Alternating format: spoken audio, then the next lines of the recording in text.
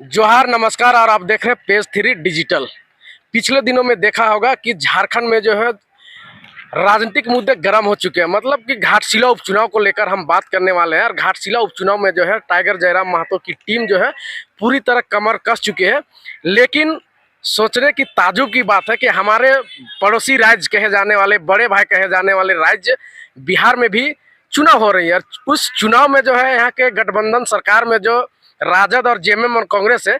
लेकिन बड़ी दुख की बात है कि हमारे झारखंड के सबसे बड़े चेहरे हेमंत सोरेन और सबसे बड़ी पार्टी जेएमएम, उनको बिहार चुनाव में जो है एक भी सीट नहीं दिया गया। तो आइए इन्हीं सभी मुद्दों को लेकर सूरज जी से जानते हैं, जो पहचान के मोहताज नहीं है, क्या कहेंगे बिहार चुनाव को लेकर जो जेएमएम को दरकिनार किया गया। जोहार सूरज। जोहार जोहार। क्या कहिएगा, बिहार में जेएमएम को एक भी सीट नहीं दिया जा रहा। देखिए, झारखंड को लेकर के जो राजनीति पूर्व के समय से चला आ रहा है, बहुत ही निंदनीय है। आपको याद होगा जब झारखंड अधिविद्य परिषद 1995 में बना था, अध्यक्ष शिबू सोरेन थे और उपाध्यक्ष सूरज मंडल थे। उस समय उस अधिविद्य परिषद के निर्माण के समय ही लालू यादव ने अनाउंस कर दिया था, कि झारखंड मेरी लाश पर बनेगा। सवाल ये नहीं है कि झारखंड लाश पर बने या कहाँ से बने। अब चूंकि आप जान रहे हैं कि आज के राजनीतिक परिप्रेक्ष्य में और आज के राजनीतिक परिदृश्य में आरजेडी, जिसको हेमंत सोरेन ने सिर्फ इस बात के लिए कि जो महागठबंधन का जो धर्म होता है, पॉलिटिक्स में जो पोलराइजेशन का और जो अलायंस का जो गठबंधन होता है, उस धर्म को निभाते हुए यहाँ पर 4 विधायक इन लोगों को परोस दिया। लाइक नहीं है कोई। साथ ही साथ एक मंत्रालय संजय यादव को मिला। सवाल ये है कि झारखंड राज्य की सबसे बड़ी राजनीतिक पार्टी और पूरे भारत में आदिवासियों के सबसे बड़े संरक्षक, पूरे आदिवासी समाज के सबसे बड़े संरक्षक शिबू सोरेन हुए, जिनके ताकत के बल पर जनजातीय मंत्रालय मिला। और अर्जुन मुंडा को जनजातीय मंत्रालय का मंत्री, आपको पता है कि 2024 से पहले, 19 से पहले जनजातीय बोलकर के कोई मंत्रालय नहीं हुआ करता था। तो पूरे राष्ट्रीय परिप्रेक्ष्य में जिसने आदिवासी जनजाति, आदिम जनजाति को इतना बड़ा पहचान दिया। और आप ये जानते हैं कि झारखंड के बगल के राज्य, चाहे वो मध्य प्रदेश हो, चाहे वो बिहार हो, चाहे वो छत्तीसगढ़ हो, चाहे उड़ीसा हो, इसमें आदिवासी समाज के बहुत सारे लोग रहते हैं। जिस तरह से बंगाल टेनेंसी एक्ट था, हमारे यहाँ छोटा नागपुर टेनेंसी एक्ट था, वहाँ पर बिहार टेनेंसी एक्ट है। और ये कहीं ना कहीं आदिवासियों के संरक्षण को प्रदर्शित करते हुए ये कानून थी। सवाल ये है कि जब जेएमएम ने महागठबंधन का धर्म निभाते हुए 81 में से 50 सीट अपने पास रखा और 30 सीटों का बंटवारा उन्होंने कांग्रेस और आरजेडी पर छोड़ा। लेकिन अब जब तो 243 सीट पर आरजेडी और कांग्रेस प्लस वहां चुनाव जो लड़ी जा रही है, उसमें पूरे राष्ट्र के सबसे बड़े संरक्षक आदिवासी समाज की सबसे बड़ी पार्टी जेएमएम को इस तरह से अनदेखी करना, एक्चुअली में अगर सच पूछिए एक झारखंडी होने के नाते, कि देखिए हम कोई बाई पार्शियल पार्ट किसी भी राजनीतिक दल का सदस्य हो या मेंबर हो या सक्रिय सदस्य हो बाद में है, लेकिन पहले हम झारखंडी हैं। और एक झारखंडी होने के नाते मेरा स्वाभिमान में ये इतना बड़ा चोट है कि पूरे देश में सबसे बड़े आदिवासी के संरक्षक की पार्टी जेएमएम को एक भी सीट ना मिलना, एक भी सीट। आप मान के चलिए कि बिहार में कोई ओबीसी समाज का बात करता होगा तो ओबीसी समाज से कुछ सीटें मिलेगी, पार्टी ना भी होता है, लेकिन आदिवासी समाज के लोग तो वहां हैं। और देश में गुरुजी से बड़ा कोई नेता नहीं हुआ आदिवासी का। तो उस लिहाज से अगर हम कहेंगे तो आरजेडी ने एक तरह से छल किया है। मेरी तरफ से एक मांग होगी, एक झारखंडी के तौर पर, एक पार्टी के कार्यकर्ता के तौर पर, हमारी पार्टी का एक विधायक है अभी विधानसभा के भीतर, हमारी एक मांग होगी जेएमएम सरकार से कि पूरे झारखंड के लोग इस मुद्दे पर आपके साथ में हैं। क्योंकि राजनीति की लड़ाई राजनीतिक समझबूझ की है, लेकिन आपसी मनमुटाव एक अलग चीज है। तो राजनीतिक परिदृश्य में देखते हुए हम यह बोल रहे हैं कि अगर जरूरत पड़ी है, ऐसे हेमंत सोरेन को अगर चार विधायक हट भी जाते हैं आरजेडी से, तो कोई बहुत फर्क नहीं पड़ना है सरकार के सेहत पर, क्योंकि ऑलरेडी 41 प्लस बहुत अधिक विधायक हैं इनके पास। तो मैं सरकार से ये अनुरोध करना चाहूंगा झारखंडियत प्लेटफॉर्म पर, अपने पार्टी के प्लेटफॉर्म से, कि आप इस आरजेडी को छोड़िए। ये जो मंत्रिमंडल है इसको हटाइए यहाँ से, चूंकि झारखंडियों को एक अपना स्वाभिमान से कोई समझौता करने की जरूरत नहीं है। और आरजेडी के 4 विधायक को एकदम छोड़िए, निर्दलीय टाइप का। और अभी जो संजय यादव इसके जो मंत्री हैं, श्रम नियोजन मंत्री हैं, उसको मंत्रालय पद से हटाइए। कोई झारखंडी आदमी को आप है सो कोई भी झारखंडी आदमी को वो मंत्री परिषद दीजिए, वो झारखंड के लिए काम करेगा। सवाल ये है कि जब आपको आत्मसम्मान और आपके मान सम्मान पर झारखंड में ठेस पहुंचाएगा, तो यह आत्मसम्मान पर जो चोट है वो झारखंड के लोग नहीं सहेंगे, चाहे वो किसी भी दल या किसी भी पार्टी के हैं। सूरज जी, लेकिन आपने तो ये गठबंधन की जो रूल नियम है, रेगुलेशन जो भी है, वो तो आप तोड़ने की बात कर रहे हैं। आपको तो साफ लोग कहते हैं कि ये तो तोड़ने की बात कर रहे हैं ना। नहीं, तोड़ने का बात क्या है? हम तोड़ने का बात कहाँ कर रहे हैं? हम कह रहे हैं कि हम आपको अपना घर में आए तो आपको हम चाय पानी इज्जत सब दिए, आपको एगो घर का कोना भी दिए कि जरूरत पड़े तो आप रहिए। जब हम आपके घर जा रहे हैं तो आप हमको पूछ नहीं रहे हैं, तो अलायंस का कहाँ धर्म है? तो धर्म तो जेएमएम नहीं, झारखंड नहीं तोड़ा, धर्म तो बिहार तोड़ रहा है, आरजेडी तोड़ रहा है, कांग्रेस तोड़ा। भाई 243 सीट है आपके पास, हमारे पास तो 81, हमने आपको 30 परोस दिया, 85 है सो जेएमएम लड़ा। तो जब 81 सीट में 30 सीट परोस दिया जा सकता है, तो 243 सीट में मात्र हेमंत सोरेन ने 6 सीट मांगा। कितना सीट? 6 सीट। तो आप सोच लीजिए, 6 भी नहीं दिया, 6 भी नहीं दिया। अब आप ये सोच लीजिए कि झारखंडियों का क्या इज्जत सम्मान है। सूरज जी, कहीं आप लोग घाटशिला उपचुनाव लेकर तो ये बातें नहीं खोल रहे? ना ना ना, देखिए राजनीति अलग विषय है। ये तो समझिए कि असमय रामदास जी के निधन के बाद की ये परिस्थिति है।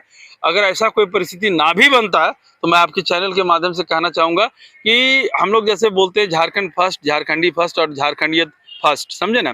तो लोकलिज्म और रीजनलिज्म पर जब जब बात होगी, हम बार बार कर रहे हैं कि हम पार्टी के कार्यकर्ता से पहले हम झारखंडी हैं, झारखंडियत की विचारधारा, लोकलिज्म और रीजनलिज्म की विचारधारा को हम जरूर आगे बढ़ाएंगे।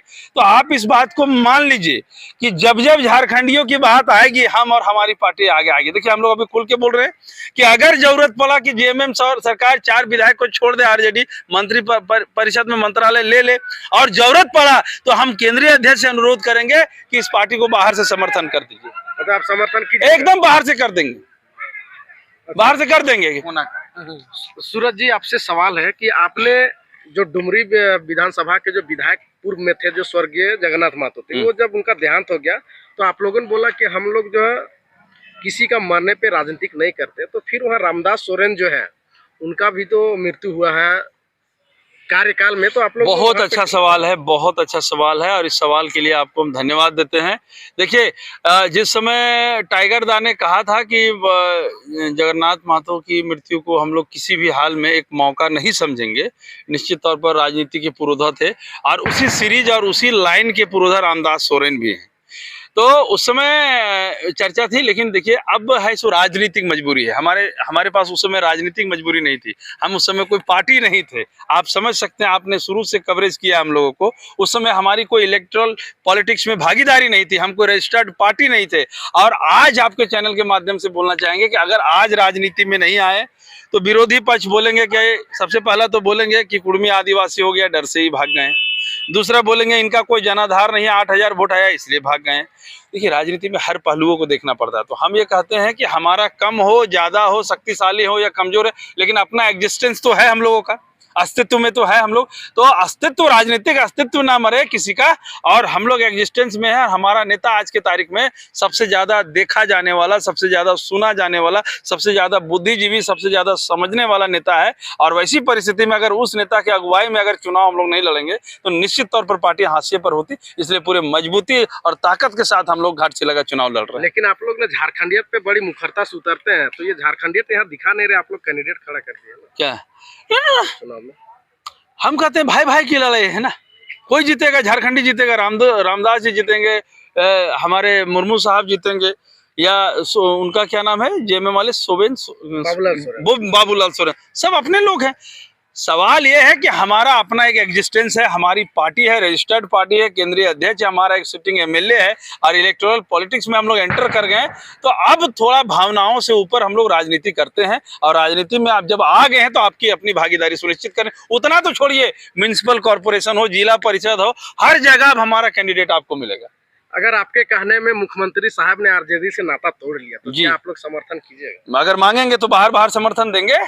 बाहर से कह दीजिएगा, बाहर से इसलिए देंगे, हाँ। मैं बता रहा हूँ आपको, बाहर से इसलिए समर्थन देंगे कि कुछ राजनीति में कुछ प्रोटोकॉल होता है। हमारी कुछ जायज मांगे हैं झारखंड और झारखंडियत को लेकर के, हालांकि बहुत रेलिवेंट है। हम लोग 1932 मांगते हैं, जेएमएम वाले भी 1932 मांगते हैं।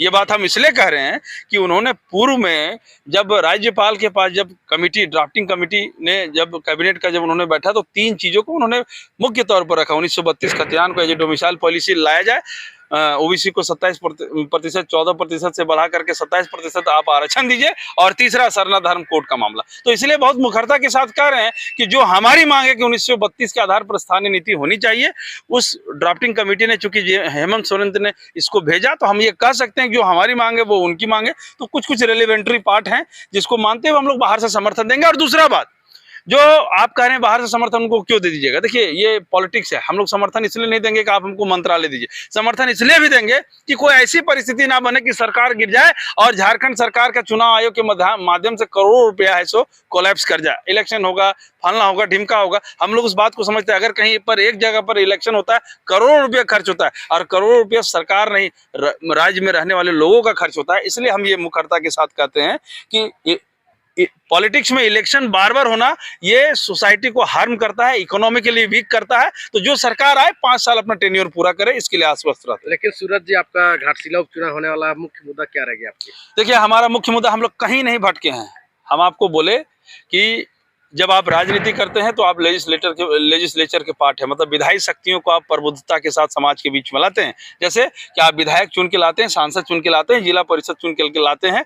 अगर विधान परिषद होता तो वहां से भी हमें परिषद, यहाँ चूंकि झारखंड में विधान परिषद नहीं है, लेकिन हम लोग विधानसभा और लोकसभा की बात करते हैं, तो निश्चित तौर पर हम लोग कुछ नहीं भटके हैं। क्रिस्टल क्लियर है हमारा विजन। एक तो 1932 के खतियान के आधार पर हमारे यहाँ डोमिसाइल पॉलिसी चाहिए, दूसरा कि विस्थापन नीति चाहिए, हमारे यहाँ पुनर्वास की स्थिति प्रबुद्ध तौर पर मजबूती के साथ यहाँ पर लाना है, तीसरा कि झारखंड जो कि सबसे अधिक माइंस जनरेट करने वाला लोग है, तो लोग आज जो इन्वेस्टमेंट कर रहे हैं पैसा, गुजरात को क्यों चुनते हैं? क्योंकि गुजरात के यहाँ लैंड रिफॉर्म का पॉलिसी है।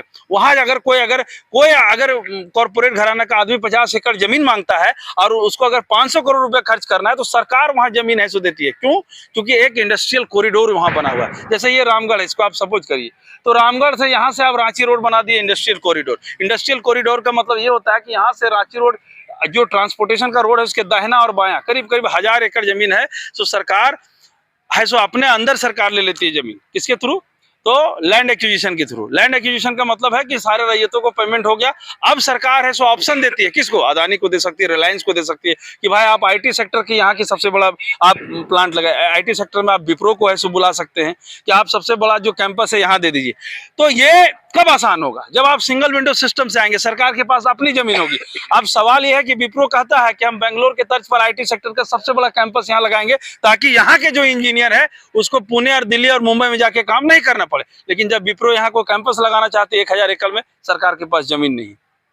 तो सबसे पहले एक इंडस्ट्रियल कॉरिडोर बने, उसके बाद आपका है सो इंडस्ट्रियल कॉरिडोर के साथ एक एजुकेशन कॉरिडोर बने। एक क्षेत्र हो जहां पर सिर्फ इंजीनियरिंग कॉलेज हो, मेडिकल कॉलेज हो और लॉ कॉलेज हो। तो इस तरह से एरिया का, आप दिल्ली जाते हैं, आप एक्सटेंशन ऑफ नोएडा देखते हैं, दिल्ली एनसीआर देखते हैं। वो दिल्ली एनसीआर क्या है, नोएडा एक्सटेंशन क्या है? कि अगर कोई व्यक्ति अगर सिटीजनशिप अगर है जहां पर रहने का है कॉलोनियल, तो एक कॉरिडोर है, इसका मतलब वहां खाली लोग रहेंगे। एक एग्रीकल्चर कॉरिडोर है, एग्रीकल्चर कॉरिडोर का मतलब वो ये जो क्षेत्र है, ये जो एरिया है, वो खरीद बिक्री नहीं होगा, वहां सिर्फ खेती होगा। फिर बात समझ रहे हैं? तो इन सभी चीजों का विजन का क्लियर है। पढ़े लिखे लीडरशिप की यहाँ कमी है, तो हम लोग इन सब मुद्दों को लेकर के आएंगे कि अगर घाटशिला जो कि सबसे पहला तांबा का उद्योग वहां लगा आजादी से पहले का, घाटशिला जो कि यूरेनियम का इतना बड़ा मतलब फास्टेस्ट प्रोडक्शन का हब है, हम लोगों ने एक कॉरिडोर नहीं दिया झारखंड ने। अब हमारे कोयला से गुजरात में 1 सेकंड बिजली नहीं कटता है, इसलिए सारा पूरा इंडिया का जो कॉर्पोरेट जगत का लोग है वहां जाता है। आपको पता है कि बहुत सारे कॉर्पोरेट ऐसे हैं, बहुत सारे फैक्ट्रियां यहाँ हैं जहां पर आप 1 सेकंड भी अगर लाइन काटेंगे तो करोड़ रुपए का नुकसान हो जाएगा। लेकिन झारखंड में फैक्ट्रियां आना नहीं चाहती है। क्यों? क्योंकि एक लैंड एक्विजिशन का झमेला है, दूसरा कि यहाँ बिजली नहीं है। आम पब्लिक को तो 24 घंटा बिजली मिल ही नहीं रहा, तो 1000 करोड़ और लाख करोड़ का इन्वेस्टमेंट कौन करेगा? यहाँ जनरेटर पर कोई उत्पादन नहीं होता है। अब गुजरात में जहाँ इंडस्ट्रियल कॉरिडोर है 1 सेकंड लाइन नहीं करता है। तो जितना रुपया लगाना, आप सोच के देखिए, गुजरात में प्लांट लग रहा है और कोयला यहां से ले जाकर के वहां पर प्लांट लग रहा है। अब सोचिए कि अगर रॉ मटेरियल यही है तो प्लांट यहाँ आसान होता लगने के लिए, लेकिन यहाँ जितना कॉर्पोरेट जगत का लोग है पूरे भारत में, आप टॉप 10 पर इंडस्ट्रियल का नाम ले लीजिए, आप चाहे अदानी का नाम ले लीजिए, रिलायंस पावर का नाम ले लीजिए, या जितना भी कंपनी बड़ा का नाम ले लीजिए, आपको एक भी बड़ा कंपनी यहाँ आपको नहीं मिलेगा। किसके लिए? तो कोयला का माइंस लिया है लीज पर, कहा है यहाँ से कोयला लेके जाएगा और पावर स्टेशन गुजरात में बनाता है। अब सोचिए कोयला यहाँ रैक से जाएगा तो उसको ट्रांसपोर्टेशन का खर्च होगा ना, लेकिन उन लोग कॉन्फिडेंट है कि कोयला भी लेके जाएंगे और ट्रांसपोर्टिंग भी करेंगे और गुजरात में ही माइंस खुलेगा। क्यों? क्योंकि बिजली की सुविधा है। तो इन तमाम चीजों पर जब पढ़े लिखे लोग मिनिस्ट्री में आएंगे, तो जब यहाँ पर एमओयू बनेगा, मेमोरेंडम ऑफ अंडरस्टैंडिंग, किसी कंपनी को, मान लिया एनटीपीसी को अगर हम माइंस दे रहे हैं, तो वो उसको लिखना होगा कि 40% आपका प्रोडक्शन का जो पावर है वो झारखंड राज्य में आम लोगों तक बिजली देनी होगी और 1 सेकंड और फ्रैक्शन ऑफ सेकंड के लिए बिजली नहीं कटनी चाहिए, तब जाकर के काम होगा। अभी सरकार यहाँ चुपचाप बैठल है, सुतल है, करोड़ों रुपया ले लिया है, एनटीपीसी जितना कोयला कोड़ रहा है, जितना दिल्ली बॉम्बे भेज रहा है, इसको मतलब नहीं। तो सवाल ये है कि जितना भी जो राज्य को डेवलप करने वाला कौन है, आपको फैक्ट्री लगाना होगा, आपको बिजली देना होगा, तब ना कॉर्पोरेट लोगों को आप रिझाइएगा, कहिएगा 1 सेकंड झारखंड में बिजली नहीं कटता है, देखिएगा कल आपका है सो यहाँ पैसा खर्च करने के लिए आ जाएगा। लेकिन सवाल है कि अभी भी ढिबरी युग चल रहा है, तो ढिबरी युग में यहाँ लड़का लड़की को पढ़ना मुश्किल हो रहा है, तो कौन फैक्ट्री लेके आएगा भाई साहब? आपके यहाँ कोयला है इसलिए माइंस का लीज लोग रहा है, एनटीपीसी ले रहा है, अदानी ले रहा है, रिलायंस ले रहा है, जिंदल ले रहा है, जेएसडब्ल्यू ले रहा है, क्योंकि उसको कोयला चाहिए। धन्यवाद सूरज जी। तो हमारे साथ जेलकेम के कद्दावर नेता सूरज जी थे और साफ तौर पे कहे कि बिहार में जो है हमारे झारखंडियत के साथ जो है बेईमानी किया गया है, और हेमंत सोरेन से आग्रह करते हैं कि अगर जरूरत पड़ी तो हम लोग की पार्टी जो है अंदर बाहर जहां से भी मदद करना पड़ेगा मदद करेंगे, लेकिन जो झारखंडियत की मुद्दे को और झारखंडियत को बेईमानी करेगा, जो आरजेडी जैसे पार्टी है बिहार की सबसे बड़ी पार्टी मानी जाती है और वो झारखंड की सबसे बड़ी पार्टी को भाई मानता है, और उन्हें बड़ी दुख की बात है कि बिहार में जो एक भी सीट नहीं देना बहुत दुखद बात है। इन्हीं सभी चर्चा के बीच हमारे सूरज जीते हैं। तो आइए फिर न्यूज अपडेट के साथ मिलते हैं पेज 3 डिजिटल के साथ। जोहार झारखंड, जय झारखंड।